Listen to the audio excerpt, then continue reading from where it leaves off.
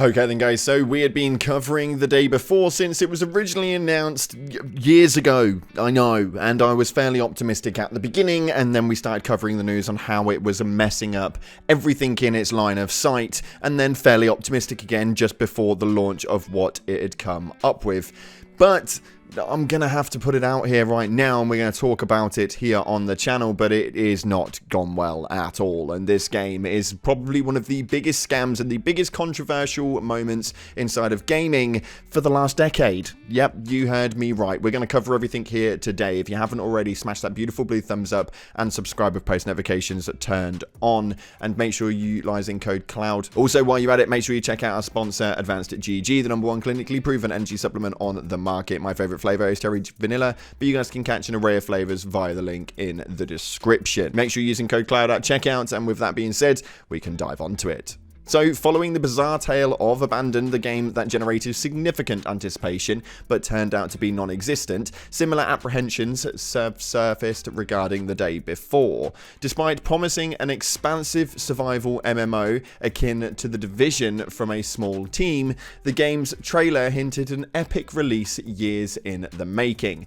However, skepticism arose, drawing parallels to the Abandoned fiasco, leading some to suspect it might be another deceptive venture, and this was not an alien movement at all. Actually, this has obviously had a very, very bad reception to it, and with great reasoning.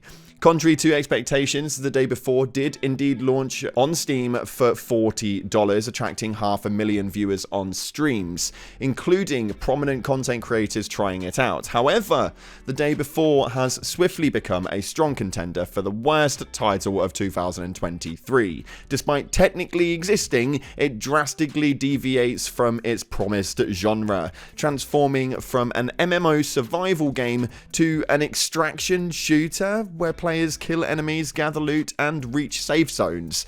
How the hell they managed to get the entire genre wrong is actually bloody baffling, but the actual gameplay falls far short of its polished trailers, depicting a subpar and considerably scaled down cityscape with minimal zombie encounters, curiously lacking melee combat in a zombie themed game, I may well add. But the game is plagued with absurd bugs, which ironically seem to be the most entertaining aspect of it, and I think that this is something which is absolutely hilarious, because I think that the game itself is nothing that we were promised whatsoever. As far as we were aware, this was going to be an MMO survival game, and we were going to be inside of this ginormous realm of a world that looked incredible via the new Unreal Engine, and this was just definitely not what we were sold. This is probably the biggest scandal and the biggest scam that we have seen in the last year, and potentially the last decade. The main reason for this is because the advertisement platforms and the marketing that was made around this game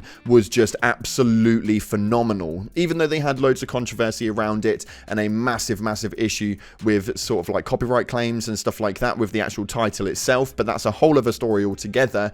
This game has just caused so many problems. At $40 price tag, this is absolutely mental to think that people were paying this money. And now if we actually scale this up and we start looking at how much money they've made from this absolute trash can, it's ridiculous. I believe that Asmongold actually worked it out to be around $3.2 to $3.5 million that they will have made from this absolute carnage fest of a game, of which Steam are now going to be getting a ridiculous amounts of complaints from this, because obviously we all know when you purchase a game on Steam, you have a certain time period of which you are actually able to refund the game. Now, those people are not going to have been able to refund once they've breached those game points, and unfortunately this is going to hit Steam very, very hard, because this has had an overwhelmingly negative response in the reviews, which is absolutely mental. What they should be doing is, I'm pretty sure Asmongold recommended that for a game that has been wrongly advertised and poorly marketed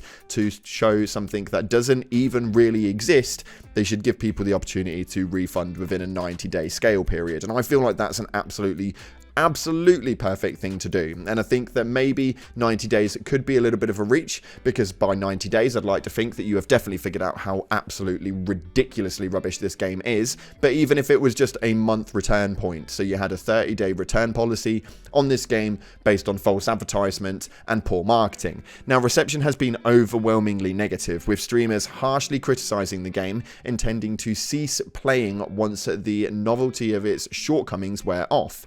Steam reviews have been promptly plummeted to overwhelmingly negative for a game that boldly priced itself at $40 for what perceived as an unpolished, nearly unplayable experience, only worth launching for the sake of humour. While the day before may not have been a complete scam in the sense of non-existence, it undoubtedly duped players by failing to deliver its promises and presenting itself in such a rough state, serving as yet another cautionary tale. This is something which we just need to nail down, and people really need to fix when it comes to these development teams. Stop overhyping ridiculous games, and myself included. I will state that I definitely had an optimistic view on this game, and I really had hoped that it was going to come through. And when the release date actually came and they didn't call it off and they were going through with it and everything seemed to be working properly, I was a little bit optimistic that this was going to come through and probably be one of the biggest games that we've seen this year. Unfortunately, it fell short, and my recommendation was definitely null and voided. So those positive videos that we've got about the day before on the channel have now been officially privated and taken off the channel for viewing rights. Me, I don't want to be pushing out completely lies and all of that crap, so if anybody ever watches one of those videos and buys it off the back end of it, I would feel absolutely awful.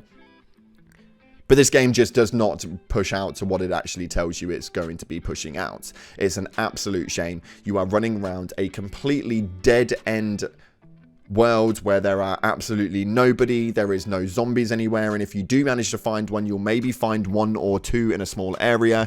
And don't be deceived by some of these clips that are going up online saying this game's amazing, because they're bloody lying to you. That's just the outright truth, and that's just how it's worked. This game is absolutely dead in the water, and there is nothing going on. The trailers promised a very high graphical movement with a shed ton of zombies, and you were able to run around with loads of different people, and there was loads of life inside of this game. But the actual realization of this game is that there is absolutely no life at all. Like, you are walking through an abandoned area. There is nobody nowhere. And if you do manage to come across a zombie, or you do manage to come across somebody that you have to fight up against, then you'd be lucky if you manage to even hit them with a bullet. Apparently, there are so many issues inside of this game right now with the hit registration and the sight detection inside of shooting and actually being able to kill anything, that the only thing that was worth actually using was a shotgun, and that was solely because the spread was there so heavily ranged that it was able to hit eventually, but people were just shooting directly at them and it just would do absolutely nothing. This game has just got an absolutely negative review point on it, and if you guys want to read some more reviews, the overwhelmingly negative reviews, they are coming in by the oodle load, and I'll leave the link down in the description for the Steam page. Feel free to go and check it out, because if you guys are going to put 40 quid into something, you should damn well be sure to get out of it what it is that you expected to get out of it. If this is what you wanted from the game, well, then congratulations, you got it. But I can't say most of us actually wanted anything like this, and we should have really known. The entire build-up for this game was absolutely ridiculous, and it should have never been at the top of the wish list. I feel like games this year have just been so overhyped and have managed to just plummet beyond belief. The same could be said for Starfield for the most part, just not to this degree at all on any shape or form, but an overhype that kind of came to a game that didn't deserve that hype. You guys know exactly what I mean, but let me know what you guys are thinking, and if you've played it via the comment section below and your opinions on this game so far. If you haven't already, smash that beautiful blue thumbs up and subscribe with post notifications turned on. And if you've managed to get to this point of the video, then congratulations, round of applause. Leave a comment in the comments section with a gun emoji. Yeah, a little water pistol more than likely. You know, the little green one. Thanks again for watching, guys. Appreciate you all. But as always, until the next time, I'll see you in the clouds.